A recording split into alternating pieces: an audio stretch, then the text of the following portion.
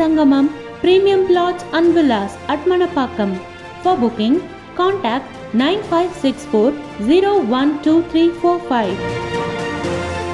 ஆவ்னி Cinemas Benz Media Private Limited வழங்கும் சுந்தர் சியின் அரண்மனை 4 திரையரங்குகளில் வெற்றி நடை போடுகிறது. ஆர்க்ல போட்டா பார்க்ல அடிப்பேன். இதுதான் டெல்லியோட தத்துவமா இன்னைக்கு இருந்திருக்கு. வேற level batting performance at Delhi. 221 run அடிச்சு ஆர்ஆரை சேஸ் பண்ண சொன்னாங்க. ஆர்ஆரால முடியல, சிக்கி சின்ன பின்னமா ஆகிட்டாங்க. Yes, 56th match at Delhi. Delhi versus Rajasthan Royals. இதை பத்தி தான் பேச போறோம். Sports correspondent of Kumudam Dinesh அக்கிரா இசையர். வணக்கம், வெல்கம் பாஸ். வணக்கம் brother. Fraser McGurk famous, big பேஷ்லேயே ஃபேமஸ். அவர் மெல்பர்ன் கிளப்லேயும் ஆடி இருக்காரு.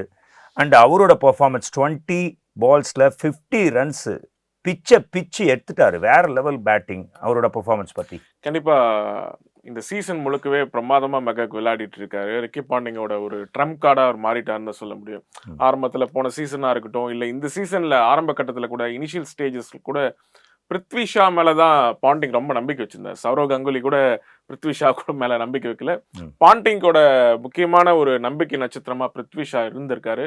தொடர்ந்து அவரை இந்தியன் டீமில் சேர்க்கணும்லாம் நிறைய முறை சொல்லியிருக்காரு. நம்ம அதை பார்த்துருக்கோம். பிருத்வி ஷா மேலே எந்த அளவுக்கு பாண்டிங் அன்பு வச்சிருக்காருன்னு.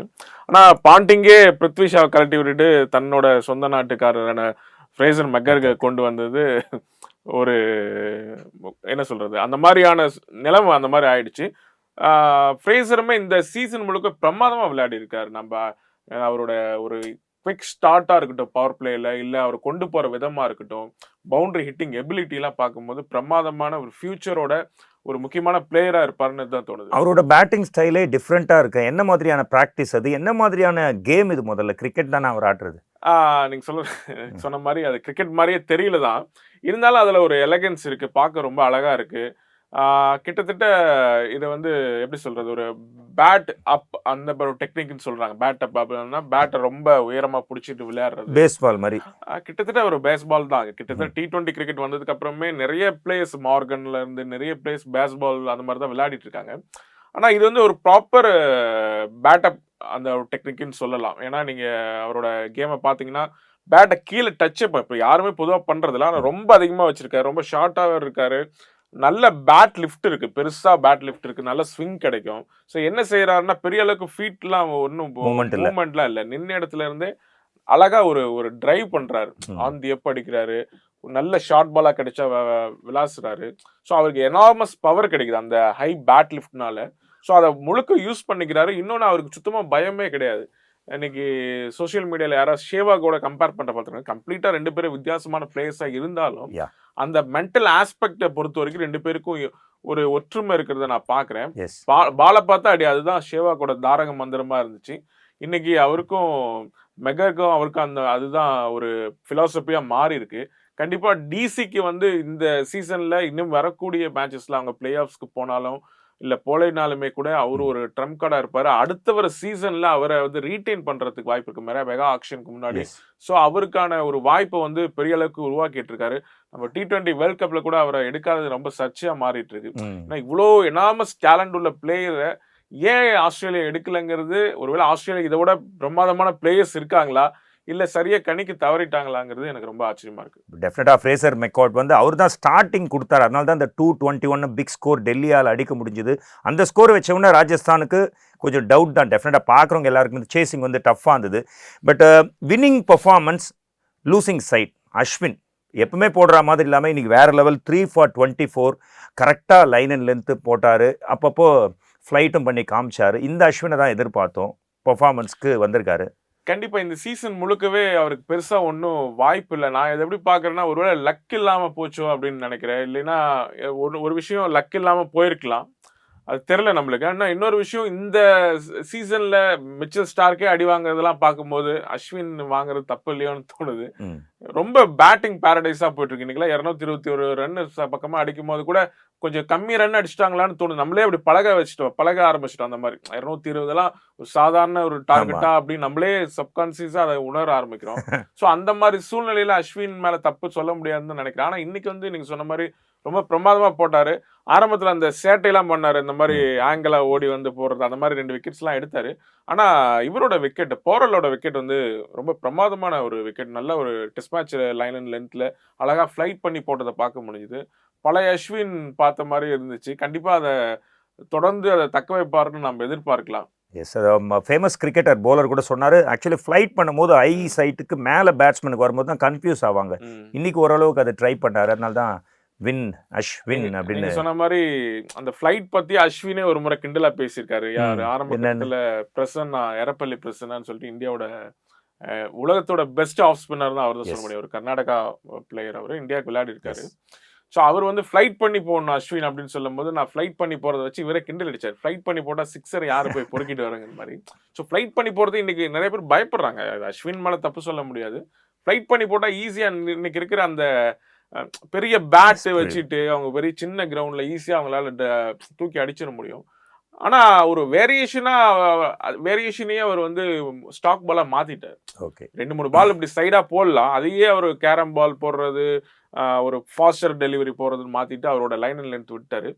இன்னைக்கு வந்து அழகா தேவையான நேரத்தில் அந்த ஃப்ளைட் யூஸ் பண்ணாது, பார்க்குற அழகா இருந்துச்சு. Valid point. ஃப்ளைட் கூட தேவையான நேரத்தில் தான் T20ல யூஸ் பண்ண, அப்போ தான் வந்து மெயின்டைன் பண்ண முடியும் அப்படின்னு சொல்கிறீங்க. தப்பாக பேட்டிங் ஆடுறது கூட தப்பு இல்லை, என்ன தப்பு பண்ணுறேன்னு தெரியாமையே தப்பாக ஆடுறது ரொம்ப பெரிய தப்பு. அதை தான் ரிஷப் பண்ணிட்டு இருக்காரு. 5வது வாட்டி லெக் ஸ்பின் பாலுக்கு அவுட் ஆகுறாரு. இன்னைக்கு ஜஸ்ட் 15 தான், அதுவும் 13 பால்ஸ் டைம் எடுத்து அடிச்சாரு. என்ன ப்ராப்ளம் அவருக்கு லெக் ஸ்பின்ல? கண்டிப்பா, அதாவது இந்த லெக் ஸ்பின் விஷயம் ஒரு பக்கம் இருந்தாலுமே, ரிஷப் வந்து ஆரம்ப கட்டத்துல இருந்து இன்டர்நேஷனல் T20 செட்டப்புக்கு ஏன் சோபிக்க மாட்டேங்கிறாருன்னா, அவரோட ஆர்க்கு வெளியில பால் போகும்போது அவருக்கான ஆப்ஷன்ஸ் ரொம்ப இல்லை. நீங்க ஒரு அவுட் சைட் ஆஃப் ஸ்டம்ப், ஒரு 5th ஸ்டம்ப் லைன்ல ஒரு லெக் ஸ்பின்னர் வந்து கூகுளையோ இல்ல ஒரு ஃபாஸ்ட் பவுலரா போடும்போது அவர் இந்த சைடு ஸ்கொயர் லெக் தான் டார்கெட் பண்ணி அப்படிதான் அடிப்பார். அவரோட ஃபேவரட் ஷாட் அப்படின்னு சொல்லிக்கிறாரு. என்னன்னா அவருக்கான லிமிடேஷன் அது. இந்த சைட்ல நீ ஒரு நல்ல ஒரு பிளேயரா இருந்தா எல்லா சைட்லயும் நீங்க கவர், எக்ஸ்ட்ரா கவர்ல விளையாடணும். இந்த மாதிரியான ஆப்ஷன்ஸ் வந்து பந்துக்கு ரொம்ப கம்மி. 360ல 180 தான்றீங்க.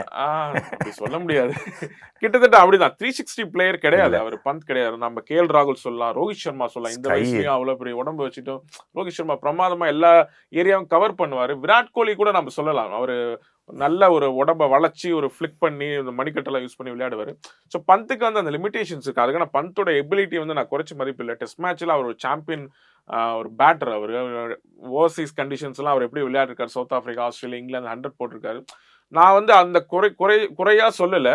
ஆனால் T20ல ஒரு நல்ல பவுலரால பந்தை வந்து கட்டுப்படுத்த முடியும்.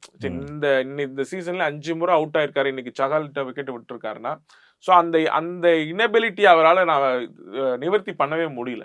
ஸோ இது வந்து அடுத்து நம்ம வேர்ல்ட் கப் வந்து வெஸ்ட் இண்டீஸில், அமெரிக்காவில் விளையாடும் போது உதாரணமாக எல்லா டீம்லேயுமே ஒரு நல்ல ஒரு லெக் ஸ்பின்னர்ஸ் இருக்காங்க. ஆஸ்திரேலியாவில் பார்த்தா ஜாம்பா இருக்காரு, நீங்கள் சவுத் ஆப்பிரிக்காவில் சம்சி இருக்காரு, இப்படி எல்லா நீங்கள் ஆப்கானிஸ்தானில் நிறைய மிஸ்ட்ரி பவுலர்ஸ் ரஷீத் கான் முதற்கொண்டு இருக்காங்க. ஸோ இவங்களெல்லாம் சமாளித்து விளையாடுறதுங்கிறது ரொம்ப கஷ்டமாக இருக்கும். ஏன்னா அவரோட பிரச்சனை என்னன்னு இந்நேரம் அவங்க பார்த்துருப்பாங்க, ஏற்கனவே தெரியும். ஸோ அந்த லைன்ல போடும்போது பந்த் என்ன ஆன்சர் வச்சிருக்காரு நான் பார்க்க ஆர்வமா இருக்கேன். தினேஷ் அகிரா சொல்றாரு, பந்த் உங்களுக்கு வந்து லெக் ஸ்பின் வர்ற பந்து ரொம்ப ரிஸ்க், அதை பார்த்து ஆடுங்க அப்படின்னு சொல்றீங்க. சாம்சன் ரசிகர்கள் வந்து கீழே திட்ட போறாங்க. 86 ரன்ஸ் சாம்சன். சஞ்சுமெல் பாய் அவர் 46 பால்ஸ்ல கேப்டன்ஸ் இன்னிங்ஸ்னு ஒரு மேட்ச் இல்லை, எல்லா மேட்சும் இந்த டோர்னமெண்ட்லேயே பார்த்தீங்கன்னா கெய்க்வாடு, சாம்சன், பண்ட்டு கூட நல்லா தான் பண்ணியிருக்காரு. பட் மெயினாக சாம்சன் ஒரு கேப்டன் நாக் என்றைக்குமே, இன்றைக்கும் அவர் தான் ஹையஸ்ட் ஸ்கோரு, வேறு லெவல் ஷாட்ஸ், போல்டாக ஆடுறாரு. அவரை செலக்ட் பண்ணது கரெக்டு 15ல் வேர்ல்டு கப்னு ப்ரூவ் பண்ணிகிட்டே இருக்காரு. பட் தோத்துட்டாரு. இல்லை, கண்டிப்பாக அது வந்து ஒரு லக் இல்லை அப்படி தான் சொல்ல முடியும். ஏன்னா நல்லா போயிட்டு இருந்தார், நல்ல ஒரு மொமெண்டம் கேரி பண்ணி போயிட்டு இருந்தார். மிடில் ஓவர்ஸில் அவரோட இன்னைக்கு இன்னிங்ஸை கட்டமைச்ச விதம் ரொம்ப பிரமாதமாக இருந்துச்சு. அவர் இந்தியன் T20 செட்டப்புக்கு வரும்போது அவர் என்ன பண்ணுவாருங்கிறது இன்னைக்கு பண்ணி காட்டினார். இனிஷியலாக கொஞ்சம் டைம் எடுத்து தான் விளையாடினாரு. அந்த டைமில் பார்ட்னர்ஷிப் பார்த்துக்கிறாங்க, பில்ட் பண்ணாங்க. பராகோட விட்டுட்டு இவர் கொஞ்சம் செகண்ட் ஃபிடில் வாசிச்சு அதை பார்க்க முடிஞ்சுது. ஆனால் அதுக்கப்புறம் அந்த மிடில் ஓவர்ஸில் 8, 9, 10 அந்த கட்ட ஓவர்ஸில் அவர் விளையாண்ட விதம் இருக்குல்ல, ரொம்ப ஒரு எலகன்ஸ் இருந்துச்சு, அதே சமயம் ஒரு பவர் இருந்துச்சு. அவர் என்ன சொல்றதுன்னா ரோஹித் சர்மாவே ஒரு ஒரு பவர்ஃபுல்லா விளையாடினா எப்படி இருக்கு அந்த மாதிரி இருந்துச்சு. ரோஹித் ரொம்ப ஒரு டச் ஒரு டைமிங் தான் இருக்கும், இவர்கிட்ட டைமிங் இருக்கு, அதே சமயம் பவரும் அவரால் கொடுத்து பாட்டம் மேன்ல ரொம்ப பிரமாதமா வந்து விளையாட பார்க்க முடியும். நீங்க சொன்ன மாதிரி ஆரம்ப கட்டத்துல ஒரு 3-4 சீசனா ஒரு நல்ல ஸ்டார்ட் கிடைக்கும். சீசன் ஓப்பனிங்ல ஒரு முதல் 4-5 மேட்ச் நல்லா விளையாடுவார், ஹண்ட்ரட்ஸ்லாம் போடுவார்.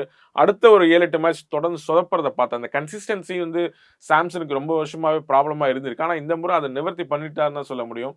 ஏன்னா இந்த மேட்ச் தோத்தாலுமே அவர் ரொம்ப சந்தோஷமா தான் படுவார். அதாவது கேப்டனா கஷ்டப்பட்டாலும் அடுத்த வேர்ல்ட் கப் மனசுல வச்சுட்டு அவர் ரொம்ப சந்தோஷப்படுவார்னு தான் நினைக்கிறேன். பட் அவர் இன்னும் கொஞ்ச நேரம் அவர் இருந்திருந்தா வின் மூமெண்ட்டே முடிச்சு கொடுத்துருக்க மாதிரி தான் இருந்தார். ஆனா கண்டிப்பா அந்த அவர் ஆட்டம் இழந்த விதம் நீங்க சொல்ற மாதிரி கான்ட்ரோவர்சி தான். ஏன்னா எனக்கு என்னன்னா ஒரு வைட வந்து அவ்வளவு நேரம் டிஸ்கஸ் பண்றாங்க, இது வைடா இல்லையா, நிறைய ஆங்கிள்ஸ் வச்சு டெஸ்ட் பண்ணும் போது ஒரு முக்கியமான தருணம் அது. அதுவும் சாதாரண விஷயம் இல்லை. இன்னைக்கு வந்து பிளே ஆஃப்ஸ்க்கு யாரு போறாங்கிற ஒரு போட்டி நடந்துட்டு இருக்க நேரத்துல ஒரு சாம்சன் மாதிரியான முக்கியமான பிளேயர் ஒரு 18வது 17வது ஓவர்ல ஆட்டம் இழக்கிறப்ப அந்த கேட்சை வந்து நீங்க நிறைய ஆங்கிள்ஸ் இன்னும் கொஞ்சம் பொறுமையா எடுத்துக்கலாம். ஏன்னா ஒரே நிமிஷத்துல அவுட்னு சொல்லிட்டு போயிட்டாரு. பெரிய அளவுக்கு ஒரு விவாதமே நடக்கல. நம்ம பார்த்துட்டு இருந்த மேட்சை. என்ன நடந்தது, உங்களோட ஒப்பீனியன் என்ன இதை பத்தி? இல்லை, அவரு ஹோப் என்ன பண்றாருன்னா காலை வச்ச மாதிரி தான் தோணுது, தெரியுது. பார்க்கும்போது காலை வச்சிருக்க வாய்ப்பு இருக்குன்னு தெரியுது. ஏன்னா அந்த ஆங்கிள் இருந்து நம்ம பார்க்கும்போது, ஏன்னா மத்த ஆங்கிள் நம்மளுக்கு காட்டல, அது காட்டிருந்தா நம்மளுக்கு ஷூரா தெரிஞ்சிருக்கும். இன்னொன்னு பாடி லாங்குவேஜ் பார்த்தாவே ஒரு ஹோப் இல்லாம தான் இருந்தா பார்க்க முடிஞ்சது. சரி, ஏதாவது ஒரு பிரச்சனை நடந்திருக்கு. ஏன்னா அவ்வளவு நேரம் வந்து சாம்சன் வந்து அதை வந்து விவாதிக்கணும்னு அவசியம் இல்லை. விக்கெட்னா போயிருக்கலாம். ஸோ அங்கே ஏதாவது ஒரு தப்பு நடக்குது, அது யாருக்கு தெரியும், ஆண்டவனுக்கு தான், ஹோப்புக்கு மட்டும்தான் தெரியும்னு நினைக்கிறேன். ஸோ அந்த இடத்துல கொஞ்சம் கவனமா பார்த்துருக்கலாம். இவங்க அம்பையரிங் வந்து கொஞ்சம் ஒரு மாதிரியா என்னடா இப்படி இருக்குங்கிற மாதிரி தான் இருந்துச்சு. அதை இன்னும் கொஞ்சம் தீர்க்கமா பார்த்து கணிச்சு சொல்லியிருக்கலாம் அது எந்த மாதிரியான விக்கெட் அப்படின்னு. ஸோ அது வந்து ஒரு முக்கியமான டர்னிங் பாயிண்டா இருக்கு, வைட்டல் விக்கெட் அது. கண்டிப்பா. அதே போல நான் இன்னொரு விஷயத்தை பார்க்குறேன், அந்த கடைசி 3-4 ஓவர்ஸ் வந்து இவங்க போட்ட விதம், டெல்லி கேபிட்டல்ஸ் பவுலர்ஸ் போட்ட விதம், ரஷீத் அவரோட பவுலிங்கா இருக்கட்டும், குல்தீப் யாதவ் அந்த ஒரு ட்ரம்ப் கார்டுன்னு சொல்ல முடியும். 2 விக்கெட்ஸ் அந்த ஒரே ஓவர்ல எடுத்து கொடுத்தது மேட்ச் கம்ப்ளீட்டா மாச்சு. முகேஷ் குமாரோட சீம் பவுலிங் அந்த டெத் ஓவர்ஸ்ல பிரமாதமா போட்டார் முகேஷ் குமார். ஆரம்பத்துல கலீல் அகமதுமே ரொம்ப பிரமாதமா போட்டதை பார்க்க முடியும். இஷாந்த் சர்மாவை தவிர மீதி எல்லாருமே விக்கெட்ஸ் எடுத்திருக்காங்க. இஷாந்த் சர்மாவும் ஸ்டார்டிங்ல சூப்பரா போட்டாரு. கண்டிப்பா இஷாந்த் சர்மா போட்டாரு. இந்த சீசன்ல கொஞ்சம் சுமாரா போட்டுட்டு இருக்காரு. இன்னைக்கு பரவாயில்ல தான், பட் விக்கெட் இல்லை, ஆனாலும் நல்லா போட்டாரு. மற்றவங்க எல்லாருமே விக்கெட் எடுத்தாங்க. கரெக்டான அந்த காம்பினேஷன் இருந்ததா? பண்ட் வந்து கேப்டன்சில ஜெயிச்சிட்டாரா? எஸ்பெஷலி போலர்ஸை கரெக்டாக யூஸ் பண்ணுறதுல. ஆமா, இன்னைக்கு நம்ம ரொம்ப ரொம்ப அழகா யூஸ் பண்ணியிருந்தார். தைரியமா குல்தீப் யாதவ்க்கு அந்த ஓவர் கொடுத்தது ரொம்ப முக்கியமான ஒரு குல்தீப் பத்தி 2 for 25 மெயினா வைட்டலா. இன்னைக்கு குல்தீப் யாதவ் பவுலிங் பத்தியே கொஞ்சம் பேசணும்னு நினைக்கிறேன். ஏன்னா நிறைய நல்ல வேகத்துல போட்டார். ஒரு மீடியம் பேசர் அந்த வேகத்துல 100-105 எல்லாம் போடுறத பார்க்க முடியுது.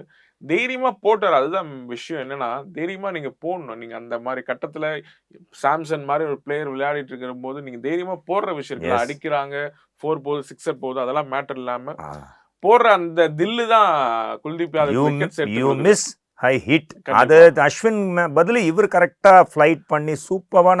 இவர் சைனா மேன் வேற, நிறைய ட்ரிக்ஸ் வேற கையில இருக்கும். இன்னொன்னு அந்த டெத் ஓவர்ஸ்ல அந்த பவுலர்ஸ் பந்த் ஹேண்டில் பண்ண விதமா இருக்கட்டும், முகேஷ் குமார், கலீல் அகமது, குல்தீப் யாதவ், அந்த யங்ஸ்டர் ஒரு ரஷீத் அவரெல்லாம் போட்ட விதமா இருக்கட்டும், எல்லாமே ரொம்ப பிரமாதமா இருந்துச்சு. அந்த விக்கெட்ஸ் மட்டும் சாம்சன் விக்கெட்டா இருக்கட்டும் இல்ல இன்னொருத்தர் முக்கியமான விக்கெட், அந்த 2 விக்கெட்டும் போகலைன்னா கண்டிப்பா மேட்ச் வந்து ஆர்ஆர் பக்கம் போயிருக்க வாய்ப்பு இருக்கு. ஸோ பவுலர்ஸ்க்கு அந்த கிரெடிட்ஸ் போய் சேரணும்னு நினைக்கிறேன். ஆல்ரெடி எல்லாருமே 11 மேட்சஸ் ஆடியாச்சு 10 டீம்ஸும். ஸோ க்ரூஷியலான காலகட்டத்தில் இந்த டோர்னமெண்ட், இந்த ஐபிஎல் சீசன் இப்போ இருக்குது. இப்போ யாராருக்கு என்ன சான்ஸ், என்ன பெர்மிட்டேஷன், என்ன காம்பினேஷன், யார் வந்து பிளே ஆஃப்க்கு போவாங்க, எலிமினேட்டர், இந்த மாதிரி விஷயம் பற்றி ப்ளீஸ். நம்ம யாரு எப்படி போனாலும் நம்மளுக்கு சிஎஸ்கே பத்தி என்னதான் விஷயமா இருக்கு, எல்லா ரசிகர்களுக்கு எதிர்பார்ப்பாங்க. சிஎஸ்கேக்கு ஒரு 3 மேட்ச் இருக்கு, 3மே ஜெயிச்சாங்கன்னா அவங்க 2வது இடத்துக்கு போக வாய்ப்பு இருக்கு. கண்டிப்பா அது ஜெயிப்பாங்கன்னு நம்பலாம். ஆனா இன்னைக்கு வந்து டிசி ஜெயிச்சது சிஎஸ்கேக்கு கொஞ்சம் இதுதான். ஆமா, ஏன்னா ஒரே போட்டி, அந்த இடத்துக்கான போட்டியில் இருக்கக்கூடிய ஒரு டீமா இருக்கு டிசி சிஎஸ்கேக்கு. மற்றபடி ஆர்ஆர் ஜெயிச்சிருந்தா அவங்களுக்கு பிரச்சனையே இல்லை. ஏன்னா அவங்க மேல இருக்கிற, நம்ம ஏற்கனவே அந்த தூள இருக்காங்க, மேல இருக்கிற போற வரைக்கும் கீழே இருக்கவங்களுக்கு பிரச்சனை இல்லை, சிஎஸ்கேக்கு பிரச்சனை இல்லை. ஸோ சிஎஸ்கேக்கு வந்து இப்போ என்ன ஒரு நெருக்கடினா 3 மேட்ச் ஜெயிச்சா அவங்களுக்கு வந்து 2வது இடத்துக்கான வாய்ப்பு கண்டிப்பா இருக்கு. டிசி சொன்ன மாதிரி டிசிக்கு இன்னைக்கு வாய்ப்பு இருக்கு. இன்னைக்கு மேட்ச் ஜெயிச்சது மூலியமா அவங்களும் அந்த போட்டிக்குள்ள வந்துட்டாங்க. ஸோ இந்த சீசன் வந்து ஒரு பிரமாதமா ரொம்ப ஒரு நெயில் பைட்டிங் சீசனாக தான் தொடர்ந்து போயிட்டே இருக்கு. நீங்க காலம் போக போக அப்படிதான் போயிட்டு இருக்கு அந்த மேட்சஸ்லாம். ஒரு ஸ்போர்ட்ஸ் பர்சனா, ஸ்போர்ட்ஸ் கரஸ்பாண்டண்டா உங்களோட வியூ என்ன? பிளே ஆஃப்க்கு போற அந்த 4 டீம் எதுவா இருக்கலாம்? இது வந்து கணிப்புன்னு சொல்லலாமா இல்ல கேகேஆர் கன்ஃபார்ம் ஆயிடுச்சு இல்லையா? விருப்பம், அதாவது என்னோட பார்வை என்னன்னு அவ்வளவுதான் சொல்ல முடியும். கேகேஆர் கன்ஃபார்ம் ஆயிடுச்சு. கேகேஆர் நம்பர் 1 டீமா இருக்காங்க. எஸ்ஆர்ஹெச் வாய்ப்பு இருக்கு, ஆர்ஆர் வாய்ப்பு இருக்கு, சிஎஸ்கே. இந்த 4 டீம் கண்டிப்பா போனா அது நல்லா இருக்குன்னு நினைக்கிறேன். அது மற்ற டீமுக்கு தகுதி இல்லைன்னு சொல்ல வரல, நான் டிசிக்கோ நல்ல டீம் தான். ஆனா இந்த 4 டீம் இந்த த்ரூ அவுட் டோர்னமெண்ட்ல பிரமாதமா பண்ணிருக்காங்க. அவங்க வந்து போறது அது ஒரு நியாயம்னு நினைக்கிறேன் நான். 4 டீம்ல இன்னும் கீழே இன்னும் கொஞ்சம் சுருக்கமா போகணும்னு நினைச்சா நான் எஸ்ஆர்ஹெச்சுக்கும் கேகேஆருக்கும் ஒரு நல்ல வாய்ப்பு இருக்குன்னு நினைக்கிறேன். எஸ்ஆர்ஹெச்சுக்கு நான் எந்த விதத்துல வாய்ப்பு இருக்குன்னு சொன்னா, இந்த மாதிரியான பொதுவாக ஆஸ்திரேலியா ஒரு வேர்ல்ட் கப்ல நாம் பார்த்துருக்கோம். அவங்க ரொம்ப ஸ்ட்ரகிள் பண்ண டோர்னமெண்ட் தான் அவங்க ஜெயிச்சிருக்காங்க. நம்ம 87 வேர்ல்ட் கப் எடுத்துக்கிட்டா ஒரு ரன் வித்தியாசத்துல ஆஸ்திரேலியா ஜெயிப்பாங்க. ஆலன் பார்டர் டீம் இந்தியா கூட. ஒரு மன்தீப் சிங்கை வந்து ஸ்டீவா போல்ட் எடுப்பார்னு நினைக்கிறேன். எக்ஸாக்டா எனக்கு ஞாபகம் இல்லை. அதே போல 96 வேர்ல்ட் கப்லயும் ஒரு கேட்ச் வந்து கிப்ஸ் மிஸ் பண்ணதுனால ஸ்டீவா ஒரு 100 போடுவாரு. அடுத்தது அவங்க கப் அடிப்பாங்க. இப்ப போன வேர்ல்ட் கப் இந்தியாவில் நடந்த வேர்ல்ட் கப்ல கூட ஆப்கானிஸ்தான் கூட ஒரு தோத்து போற மேட்ச்ல மேக்ஸ்வெல் ஜெயிச்சு கொடுத்தாரு. 200 அடிப்பாரு, 200 ஒரு கால வச்சுட்டு அடிப்பாரு. சோ இந்த மாதிரியான சூழ்நிலையெல்லாம் அவங்க வந்து அவங்களோட ஸ்பிரிட் அதிகமாக பிரமாதமா விளையாடுவாங்க. நான் எஸ்ஆர்ஹெச் எப்படி பார்க்கணும்னா, அவங்க 2 க்ளோஸ் என்கவுண்டர்ஸ் 2-3 சந்திச்சிருக்காங்க. இன்னொன்னு அந்த டீமை லீட் பண்றது ஒரு முக்கியமான ஆஸ்திரேலியன் கேப்டனா இருக்காரு. ஸோ டிராவிஸ் விட்டர் இருக்காரு. ஸோ அந்த விஷயத்தை வச்சு நான் என்ன கணிக்கிறேன்னா, எஸ்ஆர்ஹெச் வந்து ஒரு எல்லாத்துக்கும் ஒரு சவாலா வருவாங்கன்னு தான் நான் எதிர்பார்க்கிறேன். மற்றபடி சிஎஸ்கேக்கு ஒரு வாய்ப்பு இருக்கு. ஏன்னா சிஎஸ்கேக்கு நிறையவே வாய்ப்பு இருக்கு. எப்படி சொல்றேன்னா, அவங்க சரியான நேரத்துல பீக் வந்திருக்காங்க. நீங்க எடுத்தவனே ஜெயிச்சுட்டு, இப்போ எஸ்ஆர்ஹெச் எல்லாம் ஆரம்பத்துல நல்லா ஜெயிச்சுட்டு கொஞ்சம் ஸ்லோ டவுன் ஆறாங்க இல்லையா? சிஎஸ்கே வந்து சரியான நேரத்துல ஜெயிச்சாங்க. எஸ்பெஷலி பவுலிங்ல யாருமே இல்லை. அன்னைக்கு போன மேட்ச் பார்த்தோம், தேஷ்பாண்டே, இங்க பத்திரானா இல்ல, இந்த சின்ன பசங்க ஒரு சிமர்ஜித் சிங் எல்லாம் வச்சுட்டு போடுறது ரொம்ப பெரிய விஷயம். அந்த தோனி இருக்கிறது, தோனிங்கிற ஒரு பர்சனாலிட்டி அந்த டீம்ல இருக்கிறனால மட்டும் தான் சாத்தியப்படுதுன்னு நினைக்கிறேன்.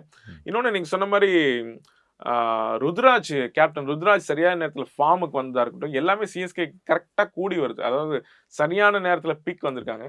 ஸோ எஸ்ஆர்ஹெச் எல்லாம் சிஎஸ்கேல ஒரு டீம் ஜெயிக்கிறதுக்கு நிறைய வாய்ப்பு இருக்குன்னு நினைக்கிறேன். சிஎஸ்கேக்கு திரண்டு வருது, அப்படியே அழகா எடுத்துக்கலாம். பிளே ஆஃப்ல ஃபர்ஸ்ட் 4லயே இருக்கு. செகண்ட் பொசிஷன் வரதுக்கு கூட பிரைட் சான்ஸ் இருக்குன்னு ரொம்ப ஹாப்பியா இருக்கு. உங்களோட ஃபேவரட், ரொம்ப பேர் கிரிக்கெட்டர்ஸ் இருந்தாலும் கங்குலி அடிக்கடி பேசுவீங்க. கங்குலி இந்த சைடு இன்னைக்கு மேட்ச்ல, இந்த சைடு ரிக்கி பாண்டிங். ஆல்ரெடி 2 பேரும் ஆஹான்னு இருப்பாங்க. இந்தியா ஆஸ்திரேலியா ஆடும்போது 2 பேர் கேப்டன்சி. பட் இன்னைக்கு வந்து ஸ்குவாடுக்கு பக்கத்தில் உட்காந்துட்டு பார்த்துட்டு இருக்காங்க. 2 பேரும் முறைச்சு காட்டுறாங்க. ஸோ உங்களோட வியூ என்ன மாதிரி மைண்ட்ல மென்டாலிட்டி அவங்க மைண்ட்ல? எனக்கு என்ன ஆச்சரியன்னா, இந்த ஸ்ட்ராட்டஜிக் டைம் அவுட்லாம் கங்குலி, ரிக்கி பாண்டிங் 2 பேரும் வர்றதை பார்க்க முடிஞ்சுது. இந்த பிளேயர்ஸ்க்கு பந்த் கேப்டன் பந்துக்கா இருக்கட்டும், இல்லை மற்ற பிளேயர்ஸ்க்கா இருக்கட்டும், யார்கிட்ட வந்து பெரிய அட்வைஸ் வாங்குவோம்? ஏன்னா கங்குலி ஒதுக்கிட்டு நீங்க வெறும் பாண்டிங்கிட்ட மட்டும் போயிட முடியாது. ஏன்னா தாதாங்கிற ஒரு மரியாதை கொடுத்தாகணும். ஸோ அது வந்து ஒரு எப்படி இருக்குன்னு தெரியல. அது மேபி ஆரோக்கியமா கூட இருக்கலாம். ஆனா இன்னைக்கு பாண்டிங் தான் அந்த டீமை லீட் பண்ற மாதிரி ஒரு தோற்றம் இருந்துச்சு பார்க்கும்போது. அவரோட பாண்டிங் இருந்தது பாண்டிங் கிட்ட. கண்டிப்பா இவர் வந்து கொஞ்சம் ஒதுங்கி இருந்த மாதிரி இருந்துச்சு. சரி, மென்டரா அவர் இப்படி இருக்கலாம்னு தெரியல எனக்கு. அந்த மாதிரி என்னன்னு தெரியல. சொன்ன மாதிரி ஆஸ்திரேலியன்ஸ்க்கும் கங்குலிக்குமே ஆரம்ப கட்டத்துல இருந்தே ஆகாது. ஸ்டீவாக்கு டாஸ்ல வெயிட் பண்ண விஷயமா இருக்கட்டும், பாண்டிங்குக்கும் அவருக்குமே ஒரு நிறைய மோதல்லாம் இருந்திருக்கு. இன்னைக்கு ஏதாவது ஒரே டீம்ல ஒர்க் பண்றதுனால அப்படி இணக்கமா இருக்கிற மாதிரி காட்டிக்கிறாங்களான்னு தெரியல. ஸோ ஷேன்வான் அவரோட ஷேன்வான் ஒரு புக் ஒன்று எழுதினார், 100 பெஸ்ட் கிரிக்கெட்டர்ஸ்னு ஒரு புக்கு தொகுக்கிறப்ப கங்குலி பேரே அவரை விட்டுட்டு பண்ணார். ஸோ 100வது இடம் கொடுத்தாருன்னு நினைக்கிறேன். அந்த மாதிரி ஆமா கடைசியா கொடுத்தாரு. ஸோ ஆஸ்திரேலியன்ஸ்க்கு கங்குலிக்கு ஆகாது. ஏன்னா கிட்டத்தட்ட ஒரு ஆஸ்திரேலியன் மாதிரி தான் கங்குலி, அவரோட மென்டாலிட்டி எல்லாமே. ஸோ இன்னைக்கு மேட்ச்ல 2 பேரும் ஒன்னா இருக்கிறத பாக்குறதுக்கு ரொம்ப ரொம்ப பழைய விஷயம்லாம் ஞாபகம் வருது. எல்லாம் மறந்துட்டு ஒன்றா இருக்குது, கொஞ்சம் ஹாப்பி தான். அதே மாதிரி அநியாயம் இல்லை, ஷேன்வான் பெஸ்ட் 100th பிளேயர்ல 100 செலக்ட் பண்ணியிருக்காரு. அது கடைசியா ஒரு இடம் பாவனை கொடுத்த மாதிரி இருந்துச்சு. சூப்பர் ஸ்டார் சொல்றதுல 1 பெருசா 2 பெருசா, 1 பெருசா 100 பெருசா, 100 தான் பெருசு. டெஃபினட் அவரோட பெர்ஃபார்மன்ஸ்ல ப்ரூவ் ஆயிருக்கு. இன்னைக்கு key moment of this match Delhi versus Rajasthan, எந்த பிளேயர் எந்த மூமெண்ட்? சாம்சனோட விக்கெட் தான் சொல்லுவேன். கான்ட்ரோவர்சி அம்பையருக்கு தான் அது கொடுக்கணும். அம்பையர் தான் திட்டிட்டு இருப்பாங்க. ஹோப் அந்த பிடிச்ச கேட்ச் தான் ஒரு மூமெண்ட். இன்னும் கொஞ்சம் அந்த விஷயத்த இன்னும் கொஞ்சம் எலாபரேட் பண்ணணும்னு நினைச்சா, அந்த கடைசி அந்த 3 ஓவர்ஸ், அந்த குல்தீப் யாதவ் ஓவரா இருக்கட்டும், இல்லை முகேஷ் குமாரோட பவுலிங்காக இருக்கட்டும். முகேஷ் குமார் எப்படி யூஸ் பண்ண ஆரம்பிச்சிட்டாங்கன்னா, பவர் பிளேயில் ஒரு ஓவர் கொடுத்துட்டு அப்படியே தூக்கிட்டு போயிடுறாங்க. டெத் ஓவருக்காக வச்சுக்கிறாங்க. ரொம்ப ஸ்ட்ராங்காக இருக்கார். ரொம்ப டைட்டாக போகிறாரு. அடிக்கிறது ரொம்ப சிரமமாக இருக்குது. பார்க்கும்போது தெரியுது. கலீல் அஹ்மத் இன்னைக்கு ஒரு பவுலிங் யூனிட்டை எல்லாமே இது பெர்ஃபார்ம் பண்ணியிருக்காங்க.